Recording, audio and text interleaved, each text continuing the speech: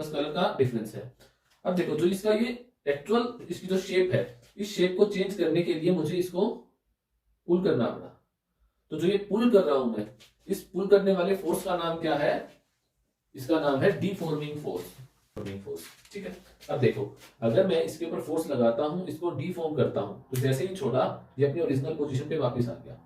तो वापस लाने के लिए कौन सा फोर्स लगा? इस फोर्स का एक नाम है रीस्टोरिंग फोर्स। मैंने इसको खींचा, छोड़ दिया, पुल किया, ये वापस अपनी पोजीशन पे आता है। जो ये इस रबर की जो ये प्रॉपर्टी है कि फोर्स हटाने के बाद ये अपनी ओरिजिनल पोजीशन पे आ जाता है, इस प्रॉपर्टी को बोलते हैं इलास्टिसिटी। अब देखो मैं इसके ऊपर डीफॉर्मिंग फोर्स लगा रहा हूं, मैंने इसको यहां तक खींचा, ये ब्रेक नहीं हुआ। अब अगर मैं इससे ज्यादा फोर्स लगाऊंगा तो ये टूट सकता है। तो मैक्सिमम फोर्स कौन सा? डीफॉर्मिंग फोर्स। मैक्सिमम डीफॉर्मिंग फोर्स जिसमें एक ऑब्जेक्ट अपनी इलास्टिसिटी वाली प्रॉपर्टी लूज नहीं करता है, स्टैंड रहता है उसके ऊपर। अब वो मैक्सिमम फोर्स, मैक्सिमम स्ट्रेस जितना ये रबर बियर कर सकता है, इसको बोलते हैं हम अल्टीमेट स्ट्रेस। अब अगर ये स्ट्रेस इससे थोड़ा सा भी ज्यादा हो जाएगा तो ये रबर टूट जाएगा। तो जहां पे रबर टूटा उसका नाम क्या होगा? Breaking stress. एक प्रॉपर्टी आती है, देखो ये रबर है, ओरिजिनल शेप इसकी ऐसी है, इसकी इलास्टिक लिमिट इतनी है। बट क्या हो अगर मैं इसके अंदर बार बार ऐसा डीफॉर्मिंग फोर्स लगाता रहा, अगर मैं इस पे बार बार ऐसा डीफॉर्मिंग फोर्स लगाऊंगा, ये वापस अपनी पोजीशन पे तो आएगा, बट जितना पहले इलास्टिक था, इलास्टिसिटी वाली प्रॉपर्टी पहले जितनी थी बाद में उतनी नहीं रहेगी। ये अपनी कुछ प्रॉपर्टीज को लूज कर देगा, लेस इलास्टिक हो जाएगा।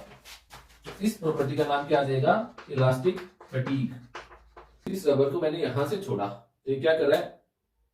नो फ्रैक्शन ऑफ टाइम ये अपनी ओरिजिनल पोजीशन पे वापस आ रहा है। बट यही अगर मैं इसको खींचूं, ये भी इलास्टिक है, बट ये वापस आने में थोड़ा सा टाइम लगा रहा है।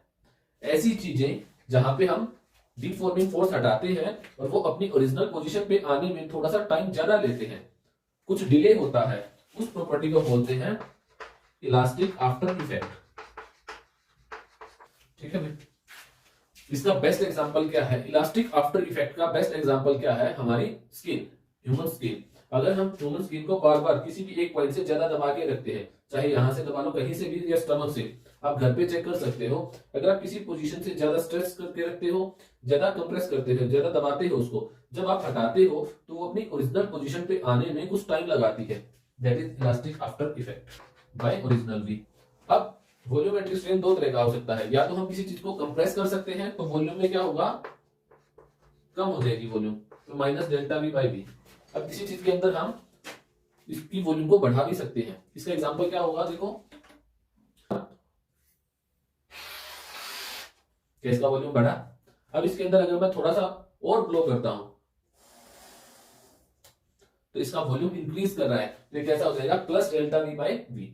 अब इसके अंदर से अगर मैं एयर बाहर निकालूंगा तो देखो इसका वॉल्यूम कम हो रहा है, तो ये क्या है? Minus delta V by V. पास एक ऑब्जेक्ट है,